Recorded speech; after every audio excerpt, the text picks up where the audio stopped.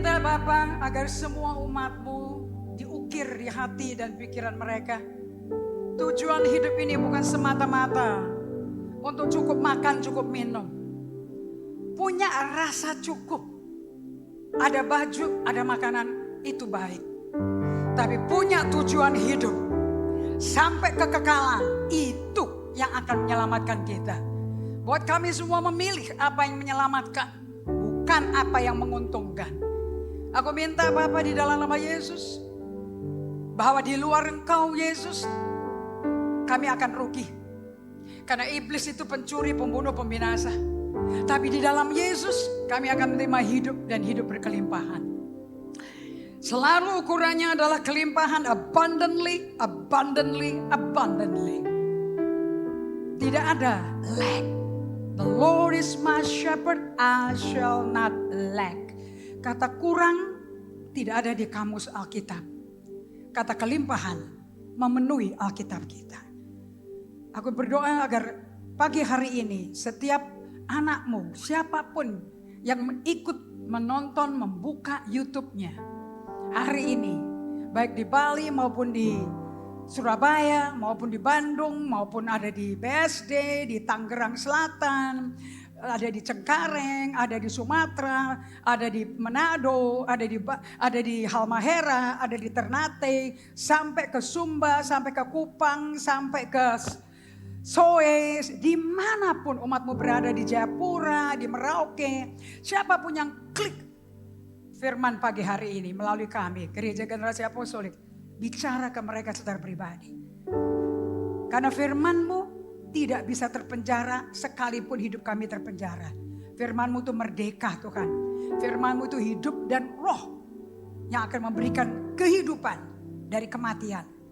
Yang memberikan pengharapan dari kehilangan. Di dalam Kau selalu kita memiliki jalan kemenangan. Di dalam Yesus Kristus. Hidup kami bukan di bawah. Hidup kami akan diubah Tuhan. Di atas. Kami kepala bukan ekor. Di atas bukan di bawah. Kalau kami memberikan seluruh hidup kami pada Tuhan. Dan kebaikan Allah mengejar kita. Kebajikan Allah mengejar kita. We will be the head, not the tail. The top and not beneath. Kami minta agar umat-Mu sejajar, selaraskan hati dan pikirannya dengan pikiran dan hatinya Tuhan. Untuk itu kita telah diberikan hati baru, roh baru supaya selaras pikiran kita, otak kita. Aku minta ini hanya di dalam nama Yesus. Kami memberikan hormat, pujian, kemuliaan hanya bagi-Mu. Dalam nama Yesus Kristus, umat yang mengasihi Tuhan, katakan amin 3 kali. Salami kiri kanannya lagi. Lihat wajah ini wajah orang disayang Tuhan. Mau sikat gigi nggak sikat gigi, mau pakai lipstick nggak pakai lipstick, mau pakai jenggot nggak pakai jenggot. Amin, this is a good looking face man. Ada amin? Ini wajah yang dicintai Tuhan. Ada amin? Silakan duduk semuanya. Well, GGA ikut liburan lebaran rupanya. Selamat pagi Ibu Riri, saya nggak bisa kelihatan dari sini. And so good to have your family here. Saya percaya bahwa firman Tuhan akan menguatkan, membangun. Baru tadi pagi saya bisa jalan-jalan di kamar mami saya, almarhum, saya nggak nangis. Dan saya bisa tertawa karena Tuhan memberikan izin pada kita untuk bisa berkabung 30 hari. So, katakan pada kiri kanannya, Tuhan itu setia dengan kita. Katakan sama-sama. Sesuai dengan gambarnya, kita diciptakan serupa gambar Dia. Dan Allah menjadi manusia, so kita akan menjadi manusia seperti Allah. Haleluya. Ada amin? Dan sebagai manusia seperti Allah, Yesus pun nangis, Yesus pun meratap, Yesus pun teriak, kita pun bisa teriak. Dan itu tidak menunjukkan bahwa kita lemah. Itu bukti bahwa kita manusia. Ada amin? Oke, saya akan lanjutkan khotbah minggu lalu. Sony, slide 30 please. Akibat daripada kebangkitan Yesus dari mati. Thank God. Waktu dia mati, setan ketawa. Habis loh. Tapi dia tidak tahu bahwa yang disalibkan adalah Allah sendiri yang menciptakan si Lucifer. Betul atau tidak? Jadi Allah bisa ciptakan Lucifer sebagai malaikat penghulu yang top man. Satu-satunya malaikat penghulu dari 3 malaikat, Mikael, Gabriel, dan Lucifer. Yang paling kenal akrab sama Allah tuh Lucifer, karena dia gak pernah jalan-jalan meninggalkan surga. Hidupnya 100% di surga. Baca Yesaya 14, Yeskiel 28, you know everything detail bagaimana iblis, bagaimana Lucifer diciptakan. Namun atas pilihan sendiri, katakan atas pilihan sendiri. Kehendak sendiri. Dia pilih menjadi iblis. And so are you. Demikian pula dengan kita. Kalau kita mau jadi setan, kita juga bisa. Tergantung mau pakai kehendak kita seperti apa. Karena Tuhan tidak ciptakan makhluknya dengan tak berdaya kayak robot. Sekalipun kita seringkali berkelakuan kayak mental korban yang aku diginiin, aku korbannya ini. Okay, really, but you choose to do that. Kamu pilih kok mau ikutin itu. Kalau kita betul-betul menghormati ciptaan karya Tuhan, seperti Allah punya kehendak, makanya kalau doa tuh didengerin pelan-pelan. Okay? Bukan kehendakku kata Yesus, tapi kehendakmu. Jadi ada 2 kehendak perang gak di situ, di Getsemani? Setiap kalian punya Getsemanimu, kamu akan perang di situ. Gak ada urusan sama iblis. Iblis hanya merayu, memikat supaya kehendakmu dilepaskan, supaya kehendakmu dikasih ke setan, dan supaya kehendak Allah gak terjadi. Makanya merenungkan firman pagi, siang, dan malam penting. Kenapa? Tanpa firman Tuhan gak bisa kerja. Tuhan hanya bekerja melalui firman-Nya. Kalau ada orang hidup di sini bilang amin. Allah tidak ada urusan dengan perkataan yang tidak ada di dalam Alkitab. He is focused on the Bible. Alkitab adalah firman Allah, pada mulanya adalah firman, firman bersama Allah, firman adalah Allah. So anything di luar Alkitab dia gak akan rewes. Halo? Amin. So pagi hari ini, karena kebangkitan Yesus dari mati, Anda mesti tahu nikmatnya, dahsyatnya kematian Yesus di kayu salib. Itu ngapain buat kita? Ternyata di perjanjian lama ditulis pada batu. Anda tahu perjanjian lama itu pada batu? Musa yang terima, betul? Tapi karena bejat orang Israel dibanting tuh batu tuh. Dan itu ada tulisan ukiran jari Tuhan loh. Tetapi melalui kematian dan kebangkitan Yesus di perjanjian baru, karena darah tubuh dan darah Yesus yang dicurahkan, dihancurkan, perjanjian baru dibikin. A new covenant dibikin. Ini bukan kontrak ya, covenant. Kalau kontrak kamu gagal memenuhi 1-2 termin, cancel. Makanya harga materai cuma 10.000 perak. Tetapi kalau covenant itu dicap pakai darah. Dan darah ini gak bisa mati. Darah ini sempurna, tak ada cacat, tak ada dosa. Ini darah Yesus sendiri. Makanya perjanjiannya gak bisa batal. Selama itu darah hidup, itu perjanjian mutlak hidup. Are you listening to this? Makanya kamu kalau nonton film-film yang berguna, bukan film-film yang tak berguna. Jangan bikin film yang bikin kamu kepingin cepat mati. Itu tak berguna. Karena kamu gak bisa bangkit tanpa Yesus. Film yang berguna itu seperti Godfather. Film tentang mafia. Tentang peperangan suku Afrika. Karena di dalam peperangan suku Afrika maupun mafia Italia, Godfather, Anda akan belajar yang namanya perjanjian darah. Mereka melakukan perjanjian darah. Mereka potong, mereka melakukan perjanjian. Intinya antara orang yang lemah, yang diserang, mencari perlindungan pada grup yang kuat. That's basically what covenant is all about. Okay? Jadi kalau ada satu suku, Saka Zulu, ini ada suku lain lagi, Saka Zulu jago perang, pahlawan perang, pakai tombak semua, siapa yang berperang mereka pasti matilah. Kemudian kemungkinan ada suku lain yang adalah pertanian hidupnya, yang adalah bercocok tanam untuk menyediakan pangan, tetapi dirampok terus. Bagaimana kehidupan perjanjian itu terjadi? Grup suku yang dirampok terus akan datang ke grup yang jago berperang terus. Jelas gak ini? Can you see the picture? Dan pada waktu mereka masuk bilang, kamu tolong aku. Nah pada waktu mereka membuat kesepakatan, mereka membuat yang namanya perjanjian darah. Karena di dalam darah adalah nyawa. Dalam darah adalah, jadi selama nyawa masih hidup itu perjanjian berlaku gak? Yes. Kayak manusia mati tapi darah tetap jalan.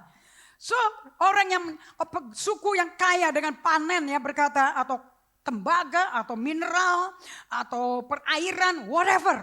Jadi ini suku yang jago berperang menjadi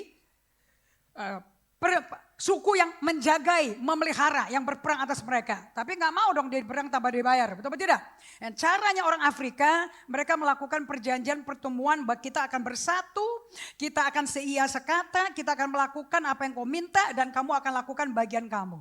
So bagian yang dilindungi berkata seluruh kebutuhan makanan keluargamu, sukumu akan kita sediakan. Dan Saka Zulunya berkata seluruh keamanan hidupmu selama nama margamu masih hidup aku jamin akan terproteksi. You got it? Ini filosofi perjanjian artinya. Makanya kalau nggak ngerti ini nggak ngerti Alkitab. Kamu kayak ngik-ngok hidupnya. Sekali percaya Tuhan, sekali nggak percaya Tuhan, sekali goyah. But either you understand or you don't understand at all. Lebih baik begitu daripada 50-50. Oke? So pada waktu mereka potong jarinya, masuk ke dalam minuman anggur, diaduk. Itu anggurnya ada darah. Gitu. Dan masing-masing minum.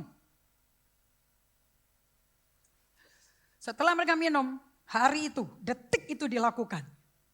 Seluruh pertanian daripada suku yang lemah, adalah penjagaan dimiliki sama suku Saka Zulu ini.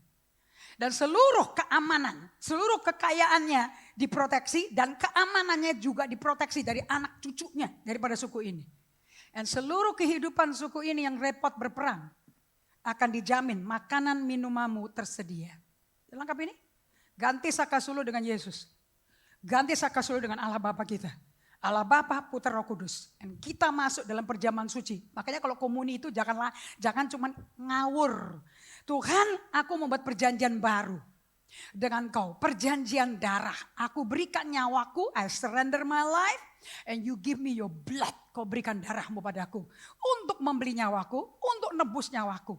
Dan selama aku butuh pertolongan apapun, engkau adalah penyelamatku, perisaiku, gunung batuku, menara kekuatanku, you are everything in my life. Apakah Yesus berkata, semua janji Allah bagimu dalam aku dijamin, ya dan amin. So apa yang perlu digoyahkan? Dan Anda gak boleh ikut Tuhan itu mengandalkan pendeta ya. Terkutuk loh kalian. Yeremia 17 berkata, terkutuk orang mengandalkan manusia, termasuk ke pendetanya. Tugas pendeta kamu dilatih, dimodelkan tergantung Tuhannya tuh pendeta, bukan tergantung pendetanya. Katakan yang keras, amin yang keras. Saya tidak mau kamu hidup di bawah kutuk. Karena ini perkataan Tuhan, bukan perkataan saya. Barang siapa hidup mengandalkan manusia, tidak akan melihat hari baik. Buka Yeremia 17 sebentar, kita altar. Saya ikutin Roh Kudus mau bawa saya kemana. Never depend on man. Karena manusia itu mortal. Mortal itu fana bahasa Indonesianya.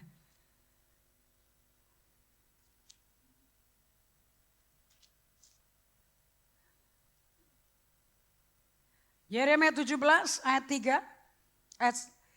Ayat 3 dan 4. Atau maaf ayat 5. 5 sampai 8. Oke? Kalau nggak bawa Alkitab senyum sama tetangganya. Bilang bagi-bagi dong. Membagi kabar baik itu tidak berdosa ya. Dan di gedung ini atau gedung gereja manapun di seluruh dunia, yang namanya tempat ibadah adalah tempat di mana kalian diundang untuk nyontek belak-belakan. Haleluya. Jadi jangan sok suci. Right? Kalau nggak bawa Alkitab, senyum sama tetangganya, pinjem bukunya, bagi sama-sama. Kalau nggak bawa gadget, nggak bawa handphone, senyum juga supaya gadgetnya digedein situ. Alright? Nggak ada orang pelit di sini. Katakan sama-sama, 2, 3. Beginilah firman Tuhan. Siapa yang ngomong? Siapa yang ngomong? Yang enggak lemes sekali kamu. Orang udah tidurnya kelamaan, bangunnya telat lagi ya. Ayo, siapa yang ngomong? Oke, gitu dong. Beginilah firman Tuhan. Katakan sama-sama, apa kata Tuhan? 2, 3.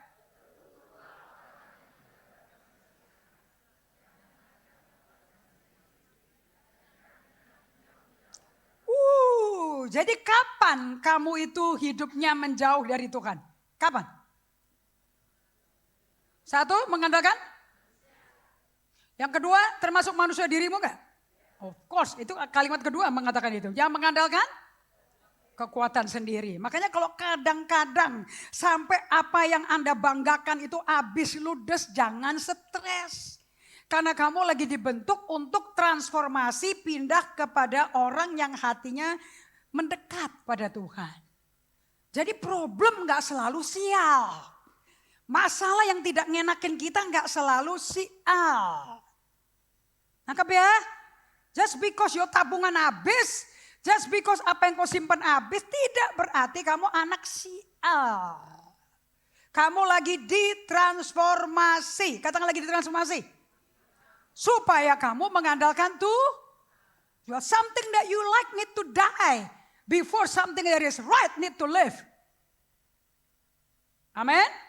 Jadi Anda kalau baca pakai sudut matanya Tuhan. Jangan pakai sudut mata, loh kalau gini gue rugi dong. Kalau aku udah kerja keras segala macam, aku gak bisa mengandalkan apa yang kubanggakan, aku udah right bagaimana. No. Kalau Anda masih begitu dialognya, kamu masih pakai kacamata, aku Trinity kan juga punya Tritunggal. Aku, diriku, dan gue. Kamu gak punya Tritunggal yang namanya Allah Bapa, Putra, dan Roh Kudus. Aku baptis engkau dalam nama Bapa, Putra, Roh Kudus. Baptis itu hanya aku kubur, kau mati dalam nama Bapa, Putra, Roh Kudus. Kalau orang yang seperti ini, aku hidup karena gue, siapa aku, siapa saya. Kalau ngomong sama orang kayak gini, Anda akan bersih tegang leher. Gak mungkin enggak. Oke, ayat 6. Ayat 6, katakan sama-sama. Iya, Tuhan masih ngomong nih. 2, 3. Nah, sekarang lihat, sambil baca gini, ini kan Tuhan yang ngomong. Kamu kan lagi dengar apa yang Tuhan ngomong. Semak bulus itu bagus gak? Cantik gak? Hah? Kamu kepingin punya kebun isinya semak bulus? Something that you don't desire, right? Dan ini di padang belantara, bukan kebun yang hijau. Tuhanlah gembalaku, takkan kekurangan aku. Dia baringkan aku ke rumput yang So ini kontradiksi gak sama Mazmur 23? Lanjut, apa kata Tuhan? Ia tidak akan mengalami datangnya. Siapa tahu kamu menunggu hari baik. Karena Tuhan lagi nunggu kapan kamu stop mengandalkan dirimu. Keuanganmu, kekuatanmu, koneksimu, siapa temanmu. Sampai kamu berhenti mengandalkan orang-orang hebat. Until you really say, Lord, aku remuk dan hancur. I give you my life. Aku gak punya apa-apa, aku gak bisa apa-apa. Tapi aku bisa dengan engkau melakukan segala perkara. Tuhan tuh bisa nunggu gitu. Kalau hidupmu gak berubah-berubah, maybe God is still work. God is still at work. Lanjut, apa kata Tuhan? Ia akan tinggal di tanah angus, di padang gurun. Anda ke timur tengah, Anda akan lihat semua daerah kayak begini. Di negeri padang asin yang tidak, ya nggak ada orang bisa hidup di tanah asin, nggak produktif sama sekali. Tetapi ayat 7 ini transformasi gila-gilaan antara gelap dan terang, mati dan hidup. Kuncinya apa? 2, 3. Diberkatilah orang yang mengandalkan. So, 2 kata aja kuncinya untuk Anda hidup di bawah terkutuk menjadi diberkati. Only 2 words. Apa itu? Mengandalkan Tuhan. Dan Anda mau tahu mengandalkan Tuhan adalah praktek kekristenan paling sulit. Very difficult. Kalau gampang gak mungkin dikasih tahu sama Tuhan. Anything yang Tuhan kasih tahu, difficult to do. Kenapa? Karena kamu butuh kasih karunia yang kamu peroleh oleh iman. By grace through faith. Anything yang kamu butuh kasih karunia Tuhan, udah pasti mustahil bagi kita. Gak usah, Anda mesti ngerti. Bisa Anda selamat dengan kekuatanmu sendiri. Bisa terima pengampunan Yesus dengan kekuatan sendiri. Bisa? Bisa? Bisa? Bagaimana kita terima keselamatan kita? Efesus 2 ayat 8. Karena kasih karunia oleh iman. Come on, ini rumusnya mesti hafal GGA. 2, 3. Karena kasih karunia oleh, by grace through faith. By grace through faith. Kita mulai by grace through faith. Kita bertahan by grace through faith. Kita menyelesaikan pertandingan iman by grace through faith. That's the Holy Spirit. Itu rumus orang Kristen sehat rohani, sehat emosi, dewasa rohani. Katakan, by, through. Lagi, 2, 3. By, through. Katakan, ulangi kata by, oke? And through. 2, 3. Lagi kata kerjanya. There's no other formula. Kamu mau melayani, kamu mau khotbah kayak saya, kamu mau menyanyi kayak Henry, by grace through faith baby. Gak ada kepintaran kita. Gak ada karena lulus 7 string. Lulus masuk ke Philharmonic Orchestra. Gak ada. Gak ada. Everything is by grace through faith. Anda bisa punya skill hebat, Anda gak laku, gak ada yang ngundang. Kamu makan angin loh.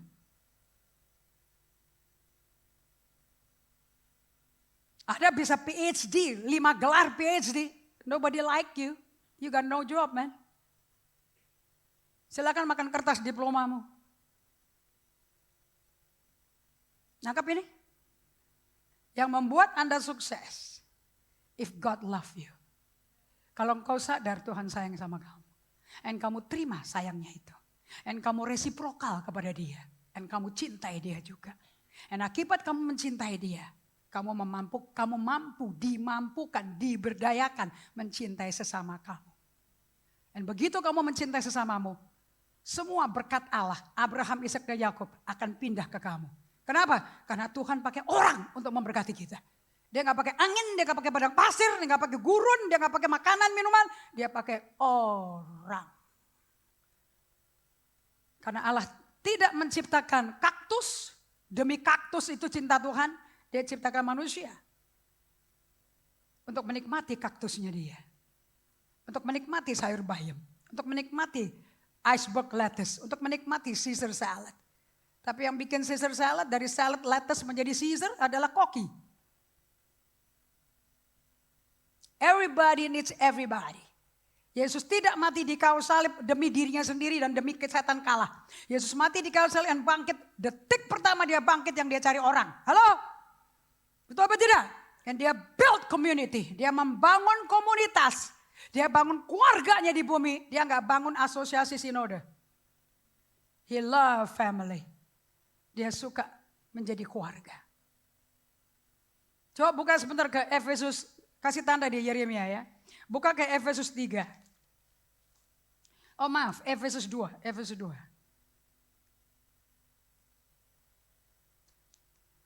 Gak ada orang bisa hidup tanpa siapa-siapa. I don't need anybody. I can live by myself. Well, you'll die. Efesus 2.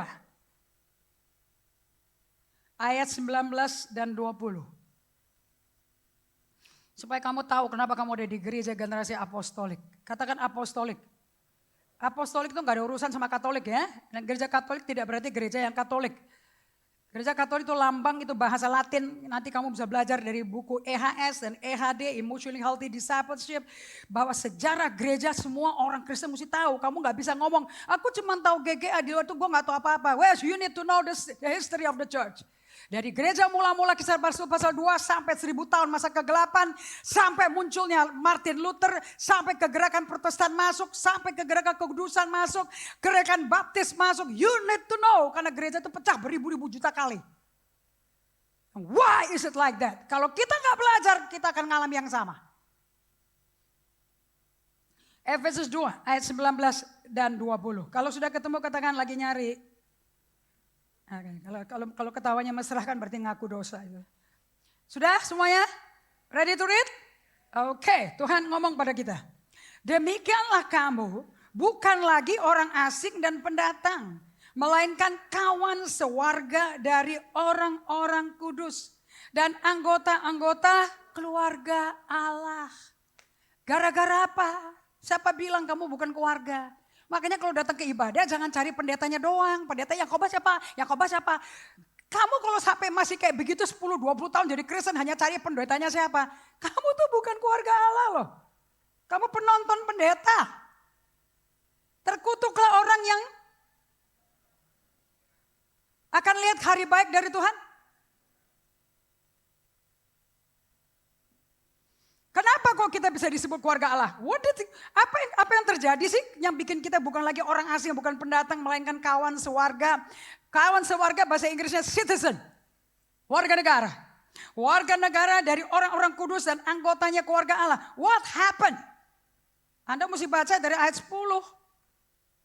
Yang membuat ini pada kita adalah kematian Yesus di kayu salib. Ayat 20. Keluarga Allah tuh kayak apa sih? Yuk katakan sama-sama. Ayat 20. Nanti kita akan masuk ke sini. 2, 3. Yang dibangun itu koma apa titik? Ayat 19 ke 20 pakai koma apa titik? Berarti nyambung apa tidak? Oke. Jadi ini masih bicara tentang anggota keluarga Allah kan? Lanjut. Yang dibangun di atas dasar para rasul dan para nabi. Dengan Kristus Yesus sebagai batu penjuru. Titik. Kalau Anda tidak dibangun atas batu karang Yesus Kristus, berarti gerejanya nggak dibangun oleh rasul. Karena rasul adalah ahli bangunan. Dan tidak ada fondasi lain yang dibangun oleh para rasul kecuali Yesus Kristus batu karang kita. Bukan feeling kamu, karena baik pendetanya sama kamu, karena ramah pendeta sama kamu. Orang yang datang ke ibadah mengaku Kristen, KTP Kristen, tapi berdasarkan ada figur seseorang yang baik sama kamu. Pada waktu badai datang, dan pasti akan datang, hancur kamu. Pada waktu orang itu mati, hancur kamu. Tapi Yesus tidak mati, dia bangkit dari mati. Dan perjanjian darah yang Tuhan bikin sama kita, gak bisa patah, gak bisa dihapus, gak bisa hilang sama sekali. Karena Yesus hidup, makanya kita punya hari esok. Anda tahu, ngerti kenapa secara psikologi saya suka lagu itu. And because he live, I can face my tomorrow. Orang tua saya bisa meninggal, papi mami bisa meninggal, Yesus tetap hidup bagi saya. Dan saya berjalan bersama dia. Though I walk in the valley in the shadow of death, I fear no evil. Thy rod and thy staff, they comfort me. Sekalipun aku berjalan lembah kekelaman, no, aku gak takut bahaya. Tidak berarti kamu gak ada ketakut loh. Kalau kamu gak ada takut, kamu bukan manusia berdosa artinya. Karena kita pakai tubuh dosa, kita masih ada takut. So ngomong sama kiri kanannya, normal pakai tubuh badan debu ini kita masih takut, normal. Katakan normal. Ngomong sama kiri kanannya, because kamu manusia. Apakah Yesus manusia juga waktu di bumi? Apakah Yesus ketakutan? Sampai mau mati rasanya? Sampai pembuluh darahnya pecah? Sampai keluar keringat adalah darah? Come on. Dan kamu pencobaanmu melawan pencobaan tidak sampai meneteskan darah. Itu yang Yesus ngomong. So jangan terlalu over boasting. And Paulus berkata, Paulus kasih rumusnya. Kenapa kita mesti melewati penderitaan dan sakit itu kenapa? Tanpa sakit, tanpa penderitaan, there's no eternal life. Gak ada kehidupan kekal masuk ke kita. 3 kali aku menjerit pada Allah. Angkat duri ini. Yesus menjawabnya gak ada koneksi dengan permintaannya Paulus. Semua orang Kristen sama kayak Paulus. Kalau kena problem yang diminta kepada Tuhan doanya kayak gini. Supaya problem disingkirin. Justru Tuhan berkata, jujur aku butuh problem itu kok. Makanya jawaban Yesus kepada Paulus apa? Kasih karuniaku cukup. Gak ada relevansi loh dengan ceritanya dia loh. Dia kepingin masalah disingkirkan. Yesus berkata, aku butuh tuh masalah. Supaya kamu terima kasih karuniaku. Karena saat aku lemah, kuasanya sempurna. Dan Paulus berkata, kalau kayak begini sih ujung-ujungnya wahyunya kayak begini, mantap Jo. Aku bangga dan aku bermegah dalam penderitaan, aniaya, penindasan. Kenapa? Saat aku lemah, kuasanya datang padaku, sempurna datang padaku. Haleluya. Problemnya kamu gak berani ngadapin ketakutan yang ada di dirimu. Pada waktu penderitaan ada, kamu ngacak kepada dirimu yang gak kuat dan males menghadapi, melewati masa itu. You are facing you in the midst of problem. Bagaimana mau bertobat kalau gak tahu before and after? Semuanya maunya berkata orang baik, orang hebat. Aku bela dia orang baik. Ngapain dibela orang? Apa yang orang ngomong satu hari bisa diputer loh. Orang yang sama dengan membuka jubahnya, bikin karpet buat Yesus turun dari Betania ke Yerusalem dan pakai daun palem. Hosana bagi sang raja. Tuhan diberkatilah yang datang nama Yesus. Orang yang sama berkata, salibkan dia. Hati-hati mendapat julukan baik dari orang. Satu hari itu orang muter mulutnya loh. Kalau sampai terjadi jangan sakit hati. Sudah dikasih tahu. Oleh siapa? Alkitab.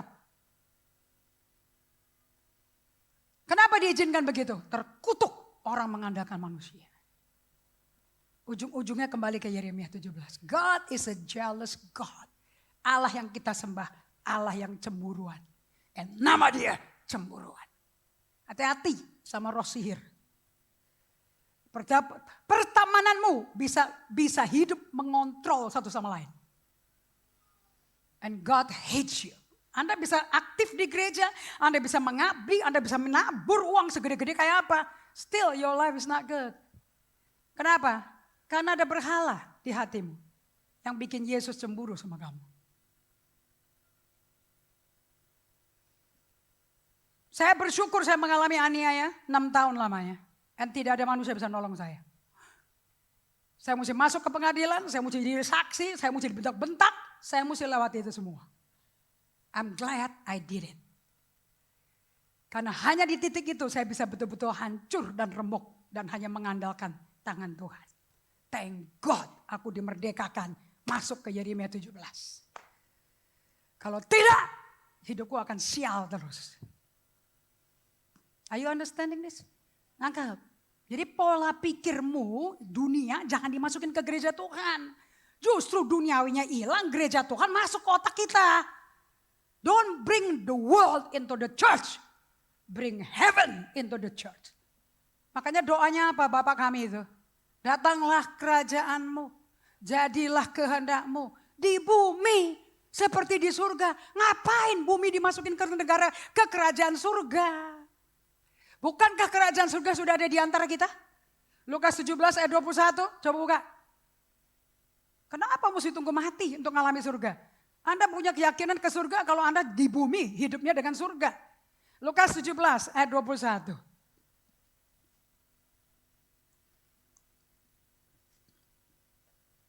Anda bisa pakai King James Version. Sony bisa buka King James Version. Kalian pakai bahasa Indonesianya. Are you there? Oke, baca bahasa Indonesianya. 2, 3.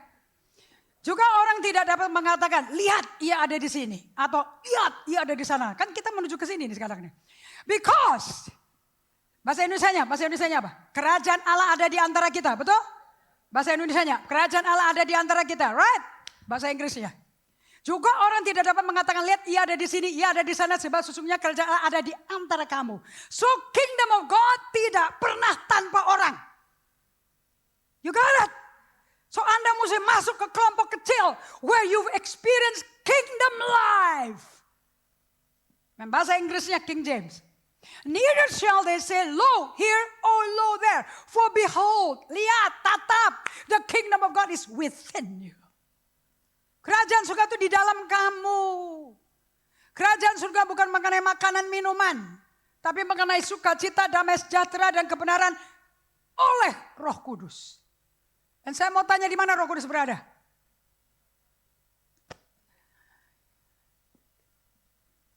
Anak-anak Treasureland lagi belajar Roh Kudus loh. Saya bilang saya nggak mau teori yang manusia bikin. Saya bilang Sarah, Nenek, siapapun guru-guru TL itu ngajar realitanya Tuhan Yesus. Bagikan Injil. Anak-anak kecil mesti tahu kalau mereka truly lahir baru, bukan nangis-nangisan karena disuruh guru sekolah minggu, tapi mereka ngalami perjumpaan dengan Tuhan. Karena sekali mengalami Tuhan, tidak bisa tidak mengalami perjumpaan sama Tuhan. Got it? Once you meet Jesus, you cannot say I didn't meet Jesus. He's too real. Seperti napas keluar dari hidungmu.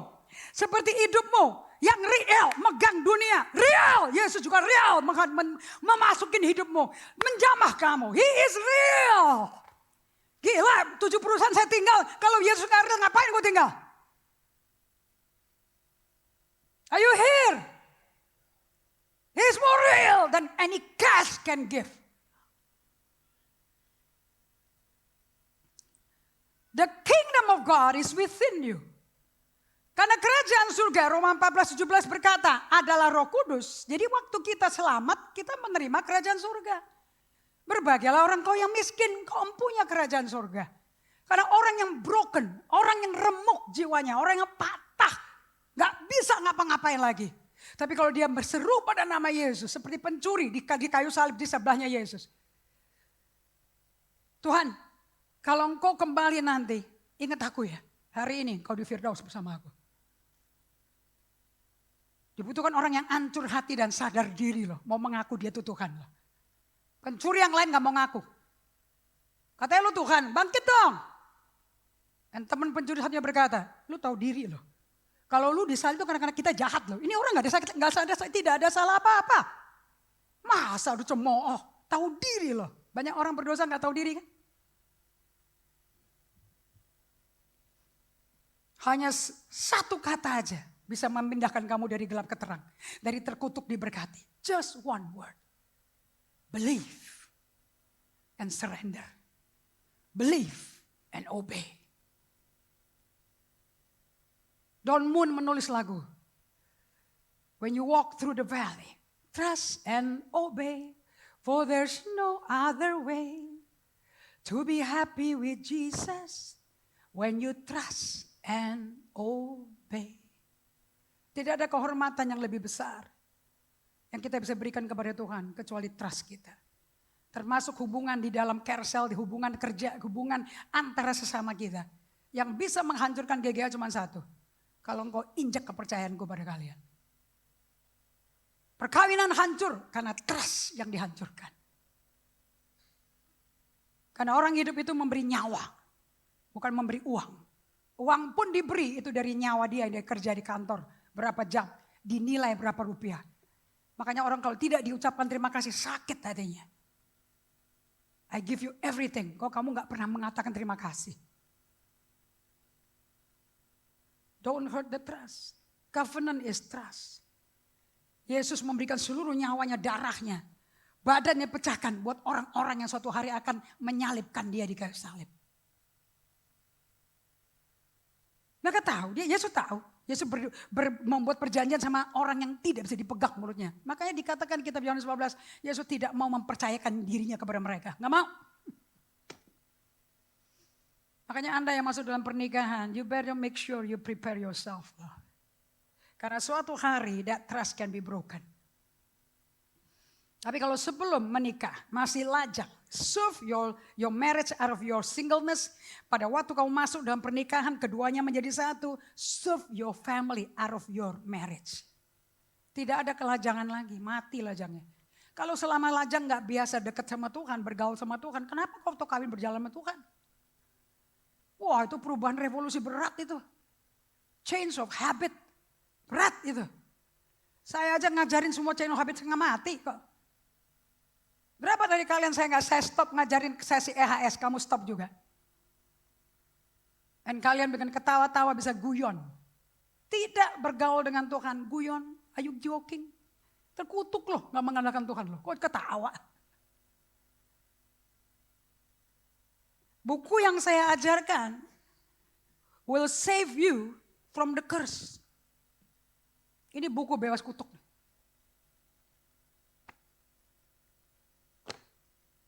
That means selama kamu pakai buku itu, you never really experience Jesus. It's only in the mind. Kamu bisa nyenengin manusia, nyenengin si Ibu Indri? Or you experiencing deeply God? Kebergantungan pada Tuhan itu kata yang dalam. The kingdom of God is within you. That's a very intimate position. Ini posisi sangat intim.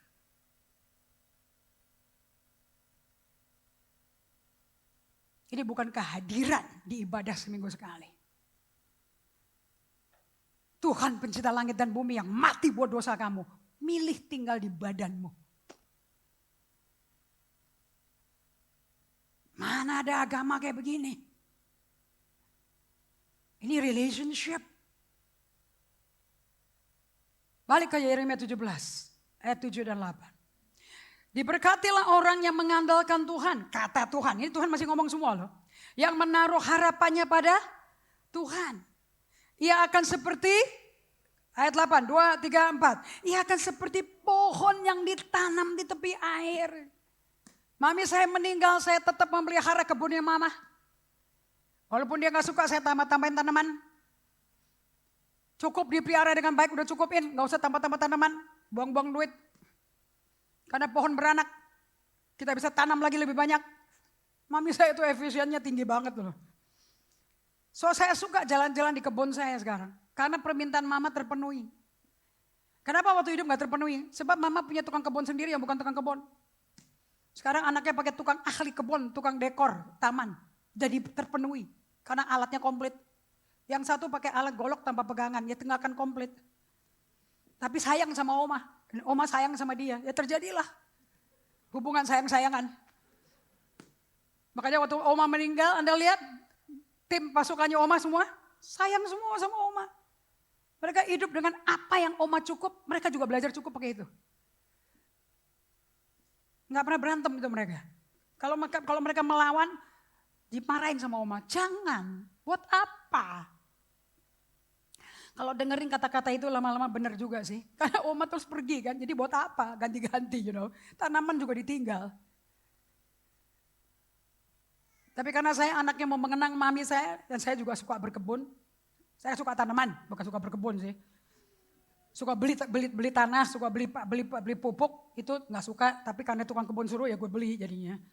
Karena ternyata tanamannya itu butuh tanah baru. Yang saya nggak suka maunya indahnya aja. Terpaksa sekarang saya turun tangan. So, tukang supplier tanamannya saya menjadi tukang kebun saya. Saya bilang kalau mati lu tuker kan? Karena dia yang jual. Praktis, betul? So kalau saya pergi suatu hari, tukang kebun saya juga udah ada. Yang akan pelihara kebun saya. Right? Kebun itu indah. Beda sama padang gurun. Beda sama padang belantara. Correct? Padang belantara isinya ular, kalajengking, laba-laba, kaktus. Bagaimana bisa bikin rujak pengantin pakai kaktus?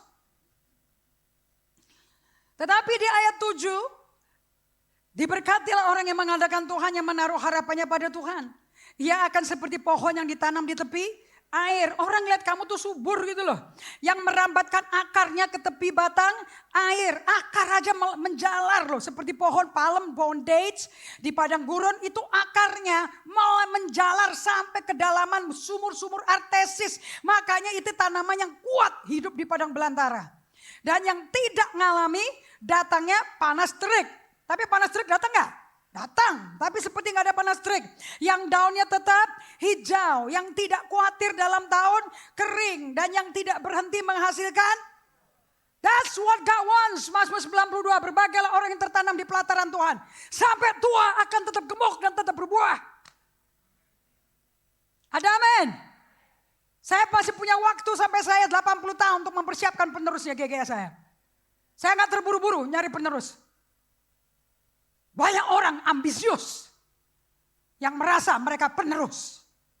No way Jose. Ini gereja adalah panggilan Tuhan. Bukan ambisinya Indri Gotama. So perjanjian lama ditulis pada batu. Dan perjanjian baru ditulis pada hati manusia. Oleh sebab itu, yang dicari sebagai Kristen perjanjian baru adalah hubungan yang dalam untuk ngalami Kristus. Kematian Yesus memberikan hati baru, roh baru dan Roh Kudus diam di dalamnya. Kemudian jari Allah, Ibrani 10 berkata jari Allah mengukir hukum-hukumnya di hati yang baru. My goodness, apakah kita karya Tuhan? Di dalam hati kita ada lukisannya Allah, ada kaligrafinya Allah. In my heart, in your heart, yang berani mengaku aku lahir baru bertobat loh. Dari kaligrafinya Tuhan loh. Dan Tuhan tinggal di dalam kita, dia ukir hati kita untuk apa? For a deep relationship with Jesus. Dari hati Allah dengan hati manusia terjalin. Baru cocok kalau ngomong I love you. I love you Lord. And I lift my voice. Baru cocok karena kita punya hati yang dikasih Allah. Jadi kalau kamu punya hati baru, roh baru, tapi gak bisa mencurahkan, mengekspresikan cintanya ke Tuhan. Ngomong ke Tuhan aja kaku. Susah ngomong, aku cinta engkau Tuhan, aku cinta. Susah, hanya haleluya, terima kasih Tuhan jika kau berkenan. Segala kebutuhan hari ini kau sediakan. Jadinya tukang tagih. Gak bisa dong menjadi pengikut Yesus, jadi debt collector. It's about love relationship. Katakan love. Waktu Siva kehilangan papi, satu keluarga daripada almarhum Pak Parlin Panggapian kehilangan Pak Parlin. Yang membuat kita nangis is the love finish dengan papi. Cinta pisah dengan orang yang kita cintai, berhenti. Udah gak bisa cintai lagi karena gak ada lagi badannya. What we love is the memory. Yang kita cintai adalah kenangannya. Makanya foto-foto itu berguna. Bikin foto yang bagus. Begitu Oma meninggal, Oma Cora meninggal. Semua nyari apa? Foto. Foto buat apa? Foto buat peti jenazah. Foto buat di kuburan, di batu nisan. Foto untuk apa? Masuk ke koran. Everybody wants to know who passed away. Orang yang begitu lihat, loh kok si Cora udah gak ada. Kemarin rumah saya kejatuhan daun pohon palem. Saya kirim kepada orang yang menjaga rumah itu. Saya bilang, terus dia bilang kok di foto profilnya Ibu Indri kok ada foto bersama-sama di pemakaman. Siapa yang meninggal? Saya sampai dek loh. Loh tapi kok fotonya laki? Saya bilang iya itu jemaat kami yang terkasih. Bukan Oma kan? Kenapa saya tanya Oma ya? Oh ya Oma udah gak ada 3 minggu yang lalu. Aduh saya minta maaf, kok saya gak dikasih tahu sih? Apa yang bikin orang bicara seperti itu? Kehilangan seorang pribadi. Dan tiba-tiba dia langsung ngomong, saya tuh deket loh sama Oma tuh baik sekali. Oma tuh ramah sama saya. Padahal dia gak tinggal di sebelah loh. Cuman penjaga. Jadi tiap kali kita kehilangan sosok yang kita cintai. Tapi ada satu sosok yang kita cintai yang tidak akan tinggalkan kita atau biarkan kita sendiri. Namanya Yesus. Dan dia pilih untuk menjadikan rumah tinggalnya dia di bumi. Di hati kita masing-masing. So he's not far. Tuhan itu gak jauh, bahkan dekat di hati kita. So kalau masalah menimbun kalian, dengerin, bukan lihat masalahnya, diam dan lihat ke dalam. Dan dengerin apa yang Tuhan katakan di dalam kamu. Prayer is about going in, bukan going up.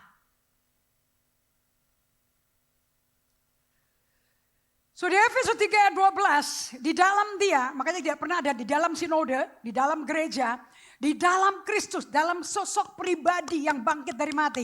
Kita beroleh keberanian. Dan jalan masuk kepada Allah dengan penuh kepercayaan oleh iman kita kepadanya. Man, we can face tomorrow because we can come to God. Kita dapat new way, living way, jalan yang baru, jalan yang hidup, jalan masuk kepada Allah. Dengan penuh kepercayaan, that believe, oleh iman, through faith kita kepadanya.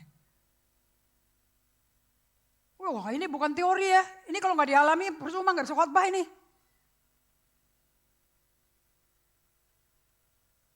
Maka doa Rasul Paulus adalah doa untuk relasi kasih yang mendalam dengan Allah. Yang diwujudkan dalam hubungan dengan sesama. Isn't it wonderful? Prayer is about love relationship. Apa itu doa? Love relationship. Jadi orang yang tak berdoa itu orang yang berdosa apa tidak? Of course. Prayerlessness adalah dosa. Because kamu orang yang tak berdoa adalah orang yang tidak mencintai Tuhan. Dan orang yang gak mencintai Tuhan gak sayang sama dirinya. Dan orang gak mencintai dirinya gak bisa mencintai sama. So Efesus 3, 14, 19. Itulah sebabnya aku sujud kepada Bapa. Lihat nih Paulus kalau doa nih. Berlutut gak? Yang daripadanya semua turunan yang di dalam sorga dan di atas bumi menerima namanya. Kita menerima apa setelah menerima Yesus? Kristen. Bukankah kita mendapat nama Kristen?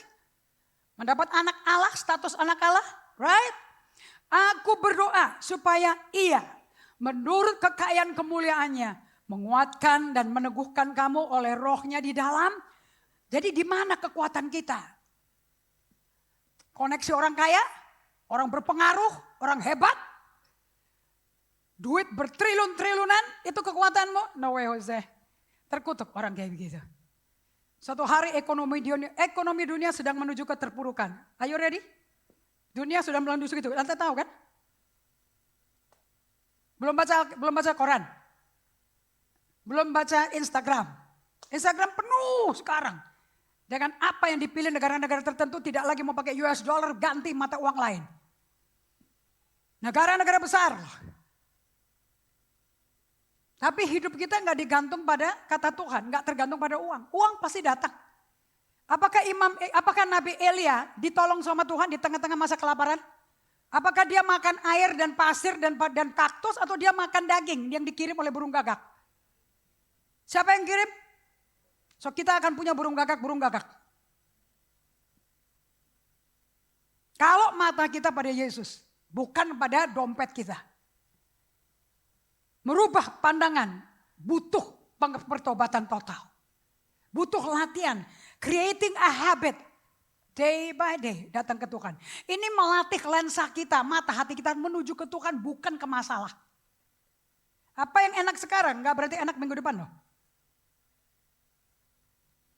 Aku berdoa sehingga oleh imanmu Kristus diam di dalam hatimu. Paulus ini orang yang kenal sekali. Ini orang yang punya jatuh cinta sama Tuhan gila-gilaan.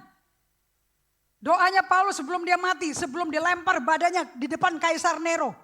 Sebelum diterkam sama singa lapar. Tontonan umum gladiator. Hanya dia yang berani ngomong. Aku sudah persiapkan diriku, darahku sudah siap untuk dituang ke cawan. Orang yang di dalam Tuhan yang hubungannya intim sama Tuhan gak takut mati. Dan tidak ada rasul di Alkitab yang matinya melalui kondisi sakit, melalui kondisi menua kayak mami saya. Gak ada. 30 tahun, 60 tahun, 80 tahun. Disalib kebalik Petrus. Andreas masuk minyak goreng panas. Yohanes di Pulau Patmos. Sendirian loh, gak ada orang loh. Gak ada listrik, gak ada apa-apa loh. Tapi dia dapat pewahyuan. Dan menulis kitab Wahyu. Paulus dimakan singa lapar. Dan Kaisar Romawi terbahak-bahak melihat dia dicabik-cabik. Stefanus dirajam batu sebagai martir. Hidup adalah Kristus, mati adalah keuntungan. Anda kalau nggak siap hidup seperti ini, Anda tidak berakar dan berdasar dalam kasih. You cannot fulfill. Nggak mungkin lah mentaati 2 hukum Allah. Cintai sesamamu seperti engkau mencintai dirimu. No way. You love yourself too much. Mentingin diri sendiri. Egonya tinggi banget. How can you die for somebody else? Aku berdoa. Ini dia ngomong sama Tuhan nih. Kalau ngomong sama Tuhan kayak gini. Supaya kamu bersama-sama dengan segala orang kudus dapat memahami betapa lebarnya, panjangnya, tingginya, dan dalamnya kasih Kristus. Dan dapat mengenal kasih itu. Sekalipun ia melampaui segala pengetahuan. Otak udah gak nyampe deh untuk menyelami kasih Allah. Aku berdoa supaya kamu dipenuhi di dalam seluruh kepenuhan Allah. Seluruh kepribadiannya Allah. So undangan ini untuk masuk dalam perjanjian baru hanya dapat terjadi oleh iman dalam Kristus. By grace through faith. Lihatlah anak domba Allah yang menghapus dosa dunia. Yohanes Pembaptis sepupunya Yesus, beda 6 bulan usianya. Bisa berkata itu bukan sepupuku. Itu anak domba Allah menebus dosa dunia. Suatu hari dia akan mati. Mengerikan sekali demi nyawaku, demi nyawa semua orang. Supaya hubungan kasih antara Allah dan manusia terjalin kembali yang hilang di Taman Eden di Kejadian 3. So perjanjian baru dinubuatkan Nabi Yeskiel di sini. Yeskiel 36, 26, 27. Saya kalau tuntun orang lahir baru saya pasti pakai ayat ini. Yeskiel 36, ayat 26. Katakan sama-sama. Kamu kata Tuhan akan kuberikan hati yang baru. Supaya apa? Supaya Yeremia 17 ayat 7 terjadi. Apa itu? Diberkatilah orang mengadakan Tuhan. Ada amin. Bagaimana bisa mengadakan Tuhan? Orang hati kita jahat kok. Tuhan mesti operasi sunat rohani untuk kasih hati baru supaya kita bisa cinta Tuhan, andalkan Tuhan, tergantung pada Tuhan. Ada amin. Kamu akan kuberikan, katakan sama-sama, hati yang baru. Katakan dalamku ada hati yang baru. Aku gak pegang emas dan perak. Aku gak pegang berlian. Aku gak pegang Mercedes Benz. But I have a new heart. Bukankah luar biasa? Ini yang bikin kamu bisa kuat menghadapi tantangan. Dan roh yang baru di dalam batinmu. Dan aku akan menjauhkan dari tubuhmu hati yang keras. Katakan hati yang keras. Jadi kalau Anda menginjil orang enak gak? Apa cepet gak? Atau lama? Lama orang hatinya keras semua, bagaimana sih kalian? Kalau kamu orang keras, bisa bertobat menjadi remuk. Suatu hari ketemu orang keras, jangan frustasi. Berarti kamu lupa daratan. Bahwa dulu pun engkau sekeras orang itu. Halo? Ada amin? Makanya orang yang diubah Tuhan akan memiliki empati. Apa itu empati? Pernah berada di sepatu itu. Pernah susah percaya. Pernah melawan. Dulu gue juga kayak gitu. Lu sama deh sama gue. Dulu, makanya kesaksianmu itu berita pendamaian yang luar biasa. Jangan ngomong ayat tanpa kau bersaksi bagaimana kau diubah oleh Tuhan melalui firman yang Tuhan sampaikan. Kesaksian artinya Tuhan bisa melakukan sekali lagi. Ada amin? Kesaksian lahir baru Anda gak bisa lupa. Tapi kesaksian masa kini Anda mesti punya. Karena kita bertumbuh dari glory ke glory. Kita gak bisa hidup dengan glory yang lama terus. Ada amin? Dan aku menjauhkan dari tubuhmu hati yang keras. Jadi jangan ngutukin orang. Kepala batu. Nanti biar orang yang mau bertobat berkata, sama kayak lu kan.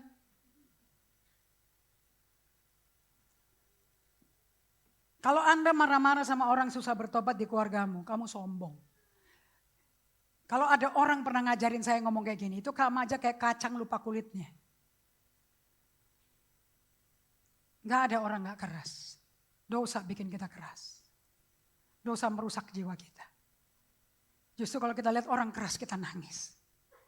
Aku pernah di situ. Dan Tuhan berikan aku kasih karuniamu. Untuk aku bisa ada penguasaan diri, sabar. Untuk menuntun orang itu melalui model hidupku pribadi dengan Tuhan yang Tuhan ubahkan dalam aku. Orang yang keras mesti nonton perubahan Tuhan dalam kamu. Justru kita tontonan umum. Sampai orang yang keras berkata, gila lu bisa berubah kayak begini ya. Lu kesambar apa ya? Kesambar kasih. Jangan ngomong kesambar geledek. Gak ada, Tuhan gak pakai geledek. Aku akan menjauhkan dari tubuhmu hati yang keras. Dan kuberikan kepadamu hati yang taat. Rohku akan kuberikan diam di dalam batinmu. Dan aku akan membuat kamu hidup menurut segala ketetapanku dan berpegang pada peraturanku dan melakukannya. Saya mau tanya sama kamu. Untuk kalian dari hati yang keras kayak batu menjadi hati yang taat, butuh siapa? Pertanyaannya bukan butuh apa, butuh siapa? Rohku. Kamu gak baca sih. Kalau saya ngomong ayat, kamu dengar Tuhan ngomong apa? Kamu butuh siapa? Untuk menjadi orang keras, menjadi orang yang taat dan berpegang pada peraturan Tuhan. Butuh siapa? Kekristenan perjanjian baru tanpa Roh Kudus mustahil. 100% mustahil. Makanya kalau orang mencari orang pinter-pinter intelek di GGA, you will destroy GGA. Karena intelek adalah pride. Tapi Roh Kudus adalah humility. Tuhan gak bisa tinggal di hati orang sombong. Roh Kudus hanya bisa bekerja di hati orang yang rendah hati. Yakobus 4 ayat 6 berkata. Dan Allah memberikan pada kita kasih karunia more and more. Jika engkau mau rendah hati. Dan cara kamu rendah hati, puasa. Pada waktu kamu puasa, kamu merendahkan hati kamu.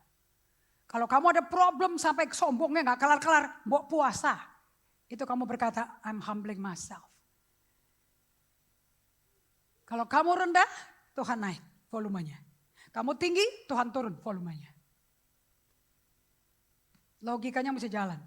So perjanjian baru Allah dengan umatnya menjanjikan 4 hal. Number 1, hati yang baru.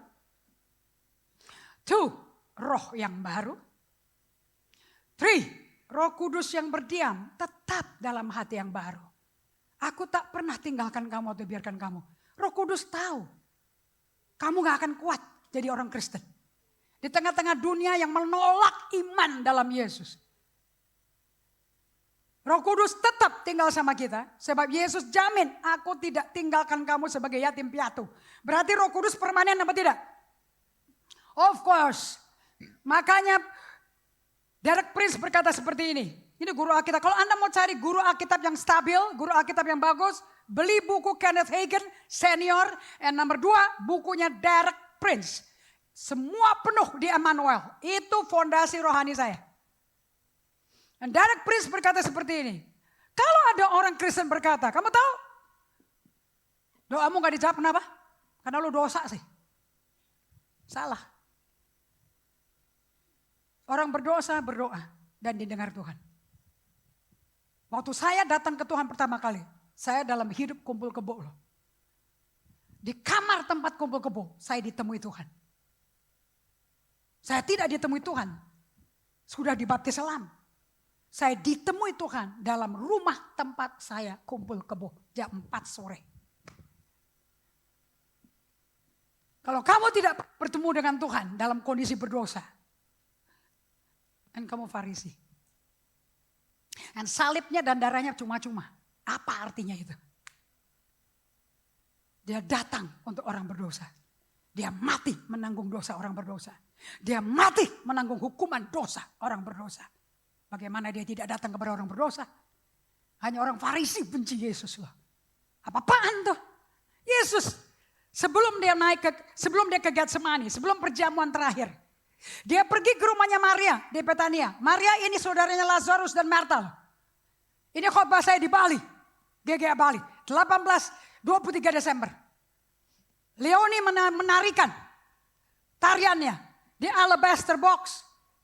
That's the last moment of Jesus. Itu napas momen terakhir sebelum dia disiksa, diolok-olokan. Salibin.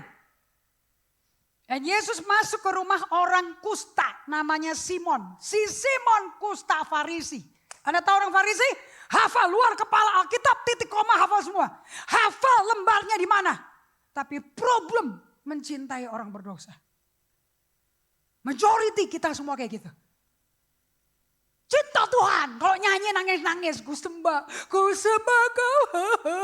Datang orang yang ngutang kamu belum bisa bayar utang. Gue tonjok loh. Tapi Yesus berkata, aku gak datang buat orang benar, aku datang buat orang sakit. Dokter gak perlu, gak dibutuhkan orang sehat. Dokter dibutuhkan orang sakit. Dia datang Sakius, turun, aku mau makan sama kamu. Orang Farisi murka dengki sekali. Apa-apaan tuh, datang orang berdosa, kotor kayak begitu. Kejam tuh orang. Gereja sudah sama seperti itu sekarang. Yang merasa baik, merasa suci, merasa benar, merasa berkorban. Lah, itu hakim yang paling hebat. Lupa dari mana kau berasal.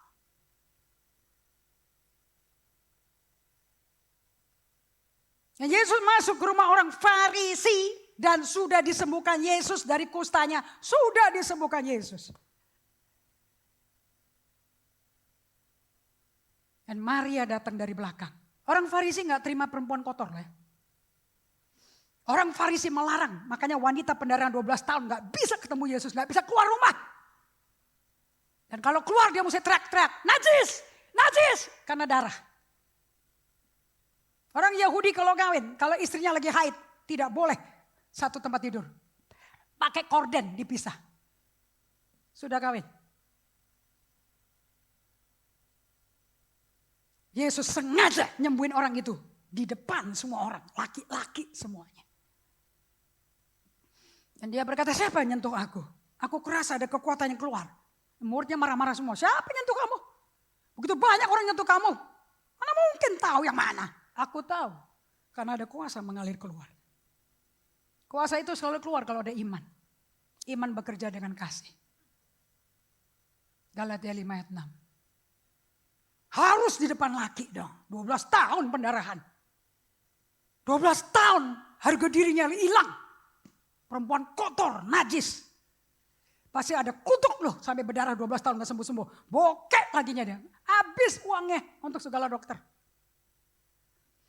Langsung di depan laki-laki dengan suara keras. Siapa yang menyentuh aku? Harus dengar laki-lakinya yang menghina dia.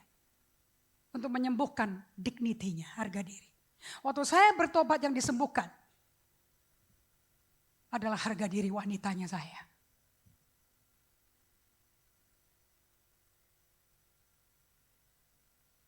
Gak ada uang bisa beli itu. Gak ada uang bisa servis harga diri saya. Hanya darah Yesus. Kekayaan saya gak bisa nutupin. Lulusan Amerika saya gak bisa nutupin. Harga diri yang udah rusak, najis, kotor, perempuan bekas. Tapi Tuhan memberikan kepadaku hati yang baru. Kesucian yang baru. Kamu kalau tahu kesaksian saya, gak mungkin. Saya mau melayani duit dan tinggalkan Tuhan. No way, man. Keutuhan, wholeness yang saya alami. Keperawanan yang hilang. Kesucian yang dipulihkan. That's my book. It will help many people. Kalau saya gak bersaksi, gak ada pelacur bertobat. Kalau saya gak bersaksi, gak ada orang perempuan yang menjadi simpanan-simpanan yang bisa bertobat. Bukankah Yesus sayang sama mereka juga? GKA gak dilahirkan berdasarkan uang. GKA dilahirkan karena kesaksian hidup.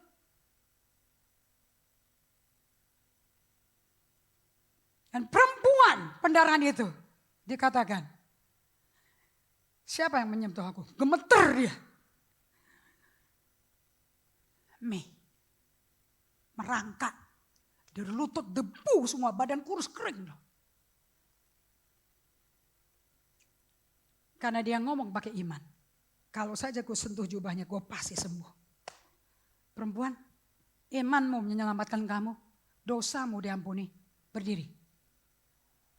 Hari itu publik loh. Your sin has been forgiven. Dosamu dihapuskan. Itu martabat tertinggi yang pernah Tuhan pulihkan ke seseorang. Tapi kalau masuk ke gereja yang diingat dosanya kayak apa dulu?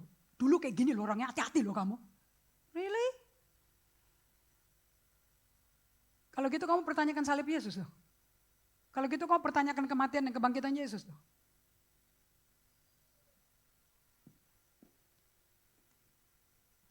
Publik hari ini kau utuh kembali. Pergilah. Baru dia pergi ke rumahnya Jairus yang anaknya udah mati itu. Yesus kalem. God is not in a hurry. God has a story. Saya suka lagunya daripada Kathy Nicole yang sembuh dari tulang punggung es pakai besi sampai dibuka, dibongkar lagi besinya. Dia percaya God is my healer. Keluar lagu yang ditulis waktu dia sakit menjadi top chart di dunia, bukan di kalangan Kristen, di dunia. Saya minta Erlin nyanyikan waktu itu di BSD. Masuk ke rumah orang Farisi. Simon Farisi merayap dari belakang, merangkak. Rambut panjang, dia pecahkan minyak narwastu. Yang harganya 1 tahun punya gaji, dia berdosa. Tuh, kumpulin dana untuk hidup melalui perjinahan, pelacurannya. Dia pecahin, dia tuang ke kepala Yesus sampai ke kakinya. Dia hapus, dia seka dengan rambutnya dan air matanya. Dan Simon orang Farisi cuma gak ngomong di mulut, ngomong di hati. Kalau Yesus tahu siapa ini perempuan, gak mungkin loh dia biarin dia dipegang-pegang perempuan kayak begini. Langsung Yesus ngomong ke Simon orang Farisi. Simon, kalau ada 2 orang diampuni, 150, 105.000. Yang mana cinta orang itu? Cinta orang yang mengampuni. Yang mana lebih besar? Yang 5.000, betul jawabanmu. Dia lebih banyak diampuni daripada kamu. Dan hari ini dia buktikan. Dia menyembah aku untuk kematian dan kebangkitanku. Selama Injil dibagikan, bagian cerita perempuan ini tidak pernah tidak dibagikan. Karena minyak urapan itu adalah pengawetan jenazahku. Ada orang yang mati dan bangkit dari mati dan disembah sebagai Tuhan. This woman declared. Apa yang Yesus lakukan? Restoration of dignity. Harga diri jangan dibeli pakai materi. Pakai darah Yesus. Bagaimana kamu gak bisa punya hati yang akrab? Semenjak waktu kita berdosa saja dia mau mati buat kita. Masa setelah kita diselamatkan dia tinggalin kita. Maka Roh Kudus selalu diam di dalam hati yang baru. To protect me, untuk melindungi saya. Untuk tetap berjalan dengan dignity yang baru yang Tuhan kasih. I'm a child of God. Nomor 4, yang dilakukan di kayu salib? Kekudusan yang sejati. Kita agak overtime ya. Hubungan bersatu antara pokok anggur dan carangnya atau rantingnya tak terputuskan. Dengan itu kita semua telah diundang kepada hubungan kedalaman Yesus Kristus. Sama seperti kita diundang untuk menerima keselamatan. Sebagai penutup, lihat doa yang kata-katanya si Rasul Paulus. Saya tersentuh sekali, terutama dari The Passion Translation Bible. 1 Tesalonika 5:17 ada perintah dari Paulus pendek sekali. Bersukacita senantiasa, bersyukurlah pada Tuhan, pendek semuanya. Salah satu yang pendek dia ngomong kayak gini. Dan berdoalah senantiasa. Saya ambil dari terjemahan bahasa Indonesia masa kini. Untuk Gen Z, untuk milenial nih. Berdoalah senantiasa. Dulu bekas pacar saya ngolok-ngolok saya sejak jadi Kristen. Padahal yang Kristen duluan dia. Maksudnya KTP. Dan dia bilang, apaan tuh? Berdoa tak putus-putusnya. Kalau gitu kita gak usah cari uang, gak usah kerja dong. Karena saya masih baby, saya juga gak bisa jawab. But today aku jawab. Ini jadi publik nih khotbahnya. Everybody can hear. Amplified version berkata seperti ini. Be unceasing and persistent in prayer. Kalau doa itu tak putus-putusnya dan persisten. Never give up. Saya kasih tahu kenapa. Minggu depan ya. The Passion Translation Bible ngomong kayak gini. Make your life a prayer. Bagaimana Anda bisa hidup berdoa? That will be for next week.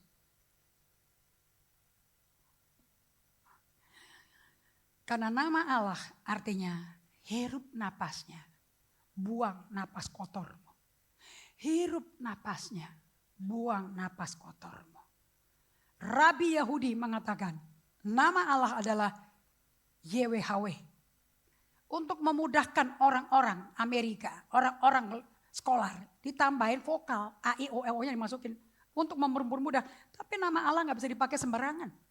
Karena dikasih vokal, dipakai di Hollywood untuk ngutuk-ngutuk orang.